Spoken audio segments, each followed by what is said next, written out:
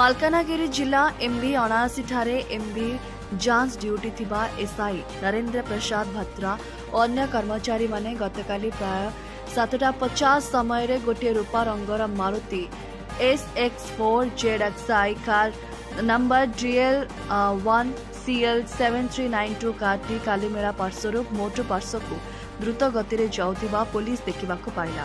गाड़ीटी सन्देहजनक भावे police checking post ठारू किछि दूर में अटकी जाइथिला। जेतेबेले पुलिस गाड़ी आड़कू गले गाड़ी थिबा जने व्यक्ति MV 79 बजार दिगकू दौड़बारे लागिथिला, किंतु पुलिस एही व्यक्ति को धरिबारे सफल होइथिले। धरा पड़िता व्यक्ति को सेमानकर कार निकटरे नेइथिले और परे कार रे थिबा मोट 5 जन को गिरफ्त करथिले।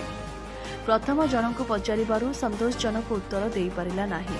पुलिस अधिक पचरा उचरा पर उक्त व्यक्ति माने कार विभिन्न गुप्त चैम्बर भितरे गंजे रखा जाइथिबा कथा कहिथिले, जहाकि राज्य बाहर को पठा जाउथिला बोली स्वीकार करथिले।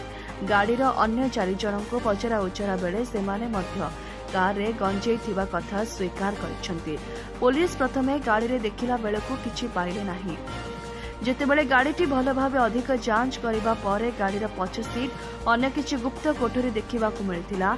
गुप्त चैम्बर को खोजिया परे मोट 107 किग्रा गंजे को किछि पॉलिथिन पैकेट रे सेलोटेप द्वारा संकुचित भावरे रखिथिले, जेउठारे गंजार गंध क्रमागत भावरे बाहर को आसुथिला।